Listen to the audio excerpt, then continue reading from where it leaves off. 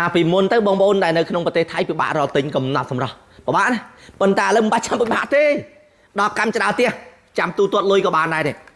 លេខខ្លួនកំណត់សម្រាប់ឈុតមុខកំណត់សម្រាប់មានការចែកចាយនៅក្នុងប្រទេសថៃហើយបងប្អូននៅក្នុងប្រទេសថៃក៏ថាខ្ញុំចង់បានរង្វាន់ជាប្រាក់ខែអូខេបានមកដល់ហើយប្រាក់ខែ$1111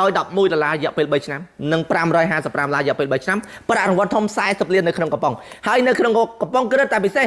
សម្រាប់តែបងប្អូននៅក្នុងប្រទេសថៃទេបាទបងប្អូនខ្មែរនៅក្នុងប្រទេសថៃគឺមានលុយបាតនៅក្នុងនឹងសាបទៀតលុយបាតនៅក្នុងហ្នឹងនៅក្នុងមានលុយតម្កល់ផ្សេងកោសរង្វាន់ឈ្នះផ្សេងហើយបាទណាក្តាររង្វាន់ឈ្នះផ្សេងរហូតដល់40លាននឹងប្រាក់ខែនៅក្នុងឈុតមុខកំណត់សម្រាប់ក៏មានឱកាសឈ្នះប្រាក់20លានរៀលនៅក្នុងនេះកោសឈ្នះ20លានរៀលហើយ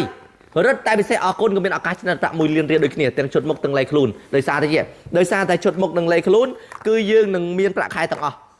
ខាងមុខនឹងមានប្រាក់ខែទាំងអស់អញ្ចឹងសម្រាប់ម៉ូនដែលជាអតិថិជនកំណត់ស្រស់នៅក្នុងប្រទេសថៃអាចធ្វើការកម្មបញ្ជាទិញបានតែ650បាតព្រីស្វាដាក់ដល់កម្មចរាទៀតនិង1000លេខខ្លួន1050បាតព្រីស្វាដាក់ដូចគ្នាបងប្អូនកុំឲ្យអាការនឹងកន្លងទៅកុំឲ្យអាការនឹងកន្លងទៅលុយលើគោកបាទមានឱកាសឈ្នះប្រាក់ខែ